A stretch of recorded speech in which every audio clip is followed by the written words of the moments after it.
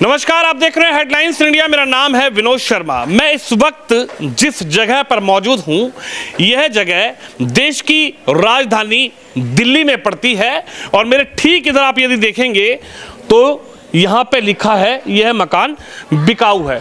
आप तस्वीर देखिए, ये आलीशान शानदार जो घर है इसके सामने पोस्टर लगा है, ये मकान बिकाऊ है। इसके आगे यदि चलते हैं तो एक और शानदार आपको घर दिखा रहा हूं, इसके ठीक सामने भी यही पोस्टर लगा है, यह मकान बिकाऊ है। इसके ठीक सामने गोपाल वर्मा जी का यह घर है, आशीष वर्मा जी का घर है, K19 गली नंबर 12 ब्रह्मपुरी दिल्ली 53। यह मकान बिकाऊ है। अब यह तस्वीर मैं आपको दिखा रहा हूं देश की राजधानी दिल्ली के सीलमपुर क्षेत्र के ब्रह्मपुरी की गली नंबर 12 की, जहां तमाम आगे तक यदि आप चलेंगे तो इसी तरीके के पोस्टर लगे हैं कि यह मकान बिकाऊ है। और मेरे ठीक इधर की तरफ कुछ महिलाएं हैं, इनसे बातचीत करते हैं। पहले आपसे बातचीत करते हैं, आखिरकार इस गली में इस तरीके के पोस्टर लगाने की वजह क्या रही? इस गली में नहीं, इस पूरे जो एरिया है उसी में इस प्रकार के पोस्टर लगाए गए हैं। दरअसल क्या है कि 2000 गली नंबर 13 में एक घर है जिसको ये मस्जिद बोलते हैं मुस्लिम समाज के लोग, तो उसमें नमाज वमाज पढ़ते हैं, हमें कोई आपत्ति नहीं, कोई बात नहीं है। अब उसी के बैक साइड में ही उन्होंने 2-3 प्लॉट ले लिए और उसमें मस्जिद बना रहे थे दूसरी, तो समझे जी। अब 2020 में जो दंगे हुए थे फरवरी 2020 में, वो इसी मस्जिद की अफवाह फैला के कि वो उस मस्जिद को जो 13 नंबर गली में है उसमें आग लगा दी गई, उसे तोड़ फोड़ कर दी। तो 2-2.5 हज़ार आदमी गली नंबर 13 में बुला दिया गया, वहीं से उन्होंने गोली चलवाई, पत्थरबाजी करी और एक गली नंबर 13 में छोटा मंदिर था वहाँ तक उन्होंने गोलीबाजी करी, जिसमें 3 हिंदू लड़कों के यहाँ गोलियाँ लगी थी। अब वो मस्जिद ऑलरेडी है, तुम कहते हो मस्जिद है तो मस्जिद रहने दो। अब आप हिंदू एरिया में हर गली में मस्जिद बनाने की क्या ज़रूरत है, जबकि आपको चौहान बांगर और जाफराबाद है, वहाँ 10-15 साल में कोई नई मस्जिद ही नहीं बनी, कोई निर्माण नहीं हुआ। तो हिंदुओं को जानबूझ के एक बड़ी साजिश चली जा रही है कि हिंदुओं को भगाया जाए किसी भी तरह के। तो इनकी पॉलिसी है कि हर दूसरी की तीसरी गली में मस्जिद, 2 घर होते मस्जिद बनानी शुरू कर देते हैं। मेरा सवाल आपसे यह है कि इससे ठीक पहले कुछ साल पहले कैराना, उत्तर प्रदेश के कैराना में ऐसे पोस्टर देखने को मिले थे जहां पर लिखा था ये मकान बिकाऊ है, ये घर बिकाऊ है, ये दुकान बिकाऊ है। कैराना वो क्षेत्र जिसको लेकर बड़ी चर्चाएं हुई, लेकिन इस क्षेत्र की यदि बात की जाए, यहाँ पर प्रधानमंत्री मोदी बैठते हैं, यहाँ पर अमित शाह गृह मंत्री देश के बैठते हैं, तमाम यहाँ पर जो सांसद है वो बैठते हैं। अगर ऐसे क्षेत्रों से भी ऐसी तस्वीर देखने को मिलेगी तो आखिरकार इस पर क्या कहेंगे? सबसे बड़ी बात क्या है कि देश की राजधानी तो है, लेकिन जो हमारा सीलमपुर विधानसभा है जी, यहाँ पे कानून नाम की कोई चीज़ नहीं है, क्योंकि कानून का नाम राज नहीं चलता, यहाँ बिल्डरों का राज चलता है। मैं आपको एक चीज़ दिखाना चाह रहा हूँ, आप मेन रोड पे अगर जाएंगे और अंदर गलियों में तो ये 6-6, 7-7 मंजिल के फ्लैट बना रखे हैं।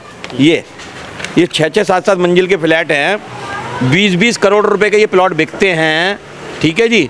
ना तो इनकम टैक्स दिया था ना रेवेन्यू दिया था। और ये बिल्डिंगें इसलिए बनाई जा रही हैं, जैसे आपने सुना हो 2020 के जो दंगे में ताहिर हुसैन की ऊंची बिल्डिंग होने के कारण वहाँ से गोले और बम फेंके गए थे, पेट्रोल बम फेंके गए थे और लोगों को हत्याएं की थी। तो इसीलिए यहाँ पे हिंदू क्षेत्र में ये ऊंची बिल्डिंग बनाई जा रही है। लग रहा है कि हिंदू क्षेत्र को टारगेट किया जा रहा है, एक पूरी तरीके से प्लानिंग है, उसमें पैसा भी खर्च किया जा रहा है कि किसी न किसी तरीके से डरा दिया जाए, इससे अपना घर बेचें, यहाँ से चले जाएं, सस्ते में मंदे में घर बेच दें। क्योंकि अब ये जो जाफराबाद है, चौहान बांगर में 9 से 12 लाख रुपए पर गज है और हमारे यहाँ पे 70-80 हज़ार रुपये गज है, तो और हमारे को भगाने की वो रहती है, समझे जी। देखिए गुस्सा भी है, यहाँ पर तमाम महिलाएं खड़ी हैं, आपसे बात करते हैं। आपका क्या नाम है? नीतू शर्मा। शर्मा जी, ये बताइए, ये पूरा जो क्षेत्र है मैं देख रहा हूँ, जहाँ से गली में घुसा हूँ वहीं से ये पोस्टर लगना शुरू हो गए। ये तो देश की राजधानी है जहाँ पर एजुकेटेड लोग रहते हैं, पढ़े लिखे लोग रहते हैं, व्यापारी लोग रहते हैं, बिजनेसमैन लोग रहते हैं। ये कोई गाँव क्षेत्र तो है नहीं कि भाई प्रशासन नहीं है या फिर व्यवस्थाएं खराब हैं। यहाँ पर तो गृह मंत्री भी बैठते हैं, प्रधानमंत्री भी बैठते हैं, मुख्यमंत्री भी बैठते हैं, तमाम ब्यूरोक्रेसी यहाँ से चलती है, लेकिन फिर भी आप लोगों ने लिखा है कि घर बिकाऊ है। हाँ जी, इस वजह से लिखा है हमने घर बिकाऊ है, क्योंकि यहाँ पर औरतें सेफ नहीं है, यहाँ लड़कियाँ सेफ नहीं है। अगर निकल जाती है तो उनसे छेड़ते हैं, उन्हें गलत कमेंट करते हैं। आपको ये बताओ 13 नंबर में इनकी मस्जिद है, ठीक है, हमें कोई ऑब्जेक्शन नहीं है, जबकि वो मस्जिद नहीं है, घर था वो। वहाँ पर इन्होंने नमाज पढ़नी चालू कर दी। मस्जिद में गुम्बद होता है, कभी भी देखना, कोई गुम्बद नहीं है, घर बन रहा है। अब 13 नंबर से इन्होंने 12 नंबर में मस्जिद ले आए हैं, जहाँ पर सन 1984 से हमारा मंदिर है। मंदिर के सामने मस्जिद ला रखा है। मस्जिद लाने का मतलब ये है कि हमारे मंदिर के बाहर आगे कीर्तन होगा और इनके सामने अजान होगी, तो लड़ाई बजेगी, लड़ाई होनी है। तो सबसे बड़ी बात ये है कि जब तुम्हारा 13 नंबर में मंदिर है, उसे 10 मंजिल बनाओ, 5 मंजिल बनाओ, हमें कोई ऑब्जेक्शन नहीं है। जब तुम्हारा मस्जिद है, ठीक है, वैसे वो मस्जिद नहीं है, मैं अब भी यही बोलूँगी, वो घर था और इन्होंने मस्जिद का रूप दे दिया है। फिर भी हमें कोई ऑब्जेक्शन नहीं है, 13 नंबर में है, पर तुम 12 नंबर में क्यों लेकर आ रहे हो? एक बात समझ रहे हो, कौन सा हिंदू जाफराबाद में अपना मंदिर बना रहा है? तुम मतलब हिंदुओं के इलाकों में ही मस्जिद क्यों बना रहे हो? तो ये तो चाहते हो कि वो हिंदू भाग जाए यहाँ से कम 50% हिंदू था, 30% हिंदू भाग चुका है। मैं इस गली में बता रही हूँ, 20% ही लोग रह चुके हैं इस गली में। तो आप लोगों ने जब से पोस्टर लगाए, सोशल मीडिया हो या मीडिया हो, नेशनल मीडिया हो, तमाम जगह पर आपकी खबर चल रही है, कोई प्रशासनिक अधिकारी, कोई एमसीडी के अधिकारी, कोई पुलिस अधिकारी आप लोगों से आए बात करने की भाई ऐसा क्यों हो रहा है, इस तरीके की तस्वीर क्यों सामने आ रही है? हाँ जी, पुलिस वाले तो आए और उन्होंने मतलब ये है कि साथ भी सही दे रहे हैं वो, पर कोई प्रशासन से कोई ऊपर से कोई नहीं आया है ज़्यादातर, कि मैं बताऊँ कि हमारी कोई मदद कर रहे हैं, कोई भी नहीं आया। जितने लोग हैं कोई नहीं आया कि हमारी तरफ, उनकी तरफ तो आए हैं भाई, मैं बोलती हूँ आप पार्टी के लोग उनकी तरफ आए हैं, हमारी तरफ तो आप पार्टी के लोग भी नहीं आए। उन्होंने पूछा भी नहीं हमसे कि तुम्हें क्या परेशानी हो रही है। जो हमें दिक्कत है कि हमें नहीं चाहिए यहाँ मस्जिद, 13 नंबर में मस्जिद है, 13 नंबर में ही रहे, हमारे पास कोई नहीं आया। देखिए, बड़ा सवाल ये है कि जिस मस्जिद को जहां पर नमाज पढ़ी जा रही है, इन्होंने बताया 13 नंबर वो मस्जिद नहीं थी, बल्कि वो एक घर था। घर से एक प्रक्रिया शुरू हुई कि उस घर में धीरे धीरे मस्जिद की तरह नमाज पढ़ने लगे लोग, इन्होंने बताया। और होता भी अमूमन ऐसा ही है, जब कोई मंदिर बनता है या कोई धार्मिक स्थल बनता है तो उसकी एक पूरी प्रक्रिया होती है, पूरी रूपरेखा होती है, पूरा उसको बनाया जाता है। भाई मस्जिद है तो उसका गुंबद होगा, उसके चारों तरफ किस तरीके से कंस्ट्रक्शन होगा, लेकिन उस घर को मस्जिद के रूप में बना दिया गया। और फिर आगे की प्रक्रिया ये हो रही है, इनका जो बताना है कि भाई 13 नंबर का जो घर था उसी के आगे प्लॉट खरीद के उसको बढ़ाया गया और उसको भी मस्जिद के रूप में बनाया जा रहा है, जिससे लोगों को ये आपत्ति है कि भाई सामने मंदिर है और उसके अगर सामने आप मस्जिद बनाएंगे तो एक विवाद की स्थिति खड़ी होगी। आप बताइए माता जी, इस चीज़ से क्या आप लोगों को, आप बताइए क्या नाराज़गी है इस चीज़ से? आप लोगों को लग रहा है कि भाई अगर इस तरीके का प्रकरण होगा तो आप लोग निकलेंगी, अब मंदिर में जाएंगी तो कोई व्यवस्था खराब होगी?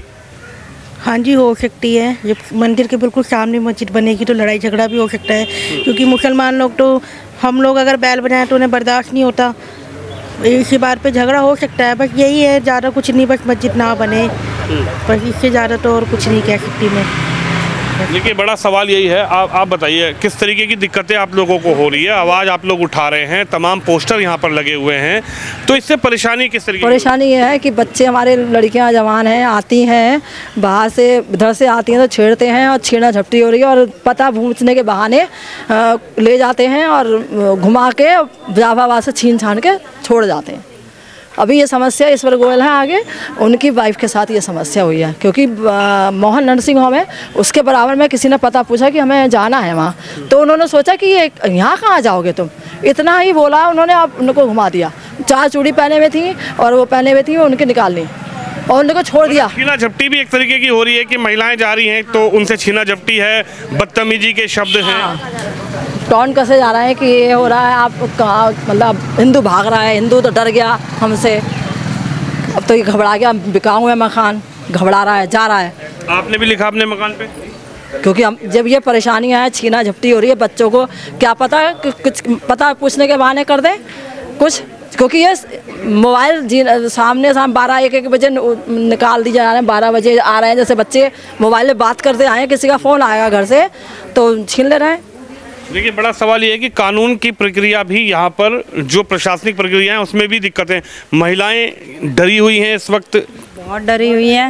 एक्चुअली जब हम मंदिर जाते थे तो कीर्तन भी करते थे, हर हफ्ते कीर्तन होता था हमारा। जब से हमें पता चला है कि यहाँ पर मस्जिद बन रही है तो कीर्तन होना बंद हो गया है, क्योंकि हम लोग इन लोगों के साथ, वैसे तो कोई दिक्कत नहीं है हिंदू मुस्लिम में, पर ये बात है कि ये जब नमाज पढ़ के निकलेंगे हज़ारों लोग एक साथ और हम औरतें वहाँ कीर्तन कर रही होंगी तो वो हमको अच्छा नहीं लगेगा, तो हमें ये दिक्कत है। यानी कि वो नमाज पढ़ेंगे और आगे आप लोग कीर्तन करेंगे, अगर कोई आवाज जाएगी तो उससे एक विवाद की स्थिति होगी। हाँ, वही लेकिन वही है। महिलाएं, हालांकि आप बताइए किस तरीके की, हाँ बताइए। हमको पता ही नहीं है। चलिए इधर बात करते हैं, आप बताइए भैया, ये जो पोस्टर लगा दिए गए हैं तो देश की राजधानी है, यहाँ पर इस तरीके के पोस्टर देखने को मिल रहे हैं। ये जो हमारे विरुद्ध एक षड्यंत्र रचा जा रहा है, ये एक टारगेट किया जा रहा है हिंदुओं को। क्या ज़रूरी है कि हिंदू क्षेत्र में ही मस्जिदें बने? कि ऐसा ये अपने एरिया में भी तो बना सकते हैं। हिंदुओं के हर दूसरी गली में मंदिर मस्जिद बनाने का प्रयास किया जा रहा है। कब तक हम शांत रहेंगे और कब तक देख के तमाशा देखते रहेंगे? अगर हम मकान भी बेचेंगे तो भाग के कहाँ तक जाएंगे? एक दिन तो इनके साथ खड़े होकर टक्कर लेनी पड़ेगी ना। हम कोई, हमारा उद्देश्य किसी लड़ाई झगड़े का नहीं है, लेकिन हम शांति चाहते हैं, प्यार मोहब्बत चाहते हैं। लेकिन इसका मतलब ये थोड़ी आप हमारे क्षेत्रों में आके मस्जिदें बनाओगे। लव जिहाद, लैंड जिहाद, कौन सा जिहाद ऐसा है जो ये नहीं कर रहे? हर रोज़ इनकी एक अलग स्ट्रैटेजी रहती है, कैसे ना कैसे हिंदुओं को टारगेट किया जाए। तो इस विषय में सोचना होगा, बड़ा गंभीर विषय है। इसमें प्रशासन को हमारा साथ देना होगा। हम एकजुट होकर खड़े हुए हैं। एक नई इधर आइए थोड़ा, एक नई सरकार दिल्ली को मिली है जिसमें कि रेखा गुप्ता सीएम बनी है, और नई सरकार आने के बाद आपको क्या लगता है कि सरकार, प्रशासन के लोग इस पूरे प्रकरण पर ध्यान देंगे? क्योंकि बहुत बड़ा प्रकरण नहीं है, ना वहाँ पर मंदिर था, ना वहाँ पर मस्जिद थी, एक मकान था, मकान बिका, लेकिन उसको स्वरूप दिया जा रहा है कि भाई वो मस्जिद है, उसको आगे बढ़ाया जा रहा है। मंदिर तो हमारा है बराबर में, बहुत पुराना मंदिर है। आप ऐसे कैसे कहने के मंदिर नहीं? जगह पर बनाया जा रहा है, उस जगह की मैं बात कर रहा हूं। वो तो ज़बरदस्ती बनाया जा रहा है। और ये जो सरकार बनी है, इससे हमें बहुत आशा है कि हमारा सहयोग देंगे। अगर ये हमारा सहयोग करेंगे तो हम भी इनका सहयोग करेंगे, नहीं तो जय श्री राम। लेकिन हम भागने वाले नहीं हैं। अब ये डर का माहौल है, लेकिन देखा जाएगा। अपनी शक्ति को एकत्रित करेंगे, जो होगा बाकी ऊपर वाले के ऊपर है। हम खड़े हुए हैं, हम निडर होकर खड़े हुए हैं। आप लोगों ने क्या एमसीडी के अधिकारियों से कोई बातचीत करी कि भाई ये किस तरीके से बनाया जा रहा है, इसका क्या नक्शा पास हुआ है? एमसीडी ने एक ये नक्शा पास किया है जो कि अवैध तरीके से गया है। एक ये हमारे संविधान में 2016 में अमेंडमेंट पास हुआ था, तो एमसीडी ने एक आर्किटेक्ट को अधिकार दे दिया कि 105 मीटर तक का नक्शा आर्किटेक्ट पास कर देगा और वो सारी प्रक्रिया एमसीडी की साइट पे अपलोड कर देगा। एमसीडी अधिकारी उसको ओके कर देंगे। अब उसमें क्या हुआ, ये प्रॉपर्टी, ये टुकड़ों की प्रॉपर्टी है। 4 भाग में 5 भाग में ये टुकड़ों की प्रॉपर्टी है। टुकड़े की प्रॉपर्टी पे कोई नक्शा पास ही नहीं होता है। और ये नक्शा प्लॉट 3-4 पार्ट में बिका हुआ है, कोई 150 मीटर का, कोई 20 मीटर का है, कोई 50 मीटर का। अब ये टुकड़े की प्रॉपर्टी में कैसे नक्शा पास हुआ, ये तो एक सब उस जांच का विषय है। तो हमने उनको एमसीडी को कहा था, तो एमसीडी, और सबसे बड़ी बात क्या है कि एमसीडी ने जब नक्शा पास कर दिया तो मकान के पेपर एमसीडी की साइट पे लोड ही नहीं करे। जो मकान के पेपर होते हैं वो लोड करने चाहिए एमसीडी की साइड, एमसीडी की साइड पे लोड ही नहीं करे। ये सब भोगलबाजी थी। तो हमने कंप्लेंट दी, उसके बाद एमसीडी ने इनको नोटिस इशू करा, और नोटिस का 7 दिन का वो था समय, वो समय सीमा आज समाप्त हो गई है। तो आज फिर हमने एक शिकायत पत्र दिया है कि जिस व्यक्ति ने इसका लाइसेंस, ये नक्शा पास किया, उसका लाइसेंस रद्द किया जाए और ये नक्शा भी रद्द किया जाए। यानी पूरी तरीके से इलीगल कंस्ट्रक्शन किया जा रहा है और उसको कहीं ना कहीं स्वरूप दिया जा रहा है धार्मिक स्थल का। टोटल इलीगल का वर्क हो रहा है, क्योंकि सिलमपुर विधानसभा में कानून नाम की कोई वो चीज़ नहीं है। बिल्डर, आप रोड पे जाएंगे या गलियों में जाएंगे, बड़ी ऊंची ऊंची में इमारतें बना रहे हैं। और ये सब एमसीडी और अन्य विभाग के अधिकारियों की मिलीभगत। 10 लाख से 30 लाख रुपए तक की मोटी रकम खाई जाती है जब ये बिल्डिंग बन रही है। एमसीडी अधिकारी उसमें दिखा देते हैं 6 मंजिल बिल्डिंग बनी हुई है, 2 मंजिल दिखा देते हैं उसको कि 2 मंजिल है। तोड़ने आते हैं, सेकंड फ्लोर को दिखाते हैं ग्राउंड फ्लोर तोड़ा है। और अपने रिकॉर्ड में एमसीडी अधिकारी पैसे लेके दिखाते हैं कि सील लगा दी, हमने डेमोलेशन कर दिया। जबकि 10 बिल्डिंग ऐसी हैं जिनमें सील भी नहीं हुई है और डेमोलेशन भी नहीं हुआ। मंदिर के बराबर में 6 मंजिल बिल्डिंग बनी हुई है, उसमें कुछ भी नहीं हुआ, ना कुछ करा। और हमारे मंदिर पे गंदा पानी गिरता है उस बिल्डिंग, उसकी लोग गली वालों ने शिकायत दी। आज तक एमसीडी के अधिकारियों ने उस पर कोई कार्रवाई नहीं की।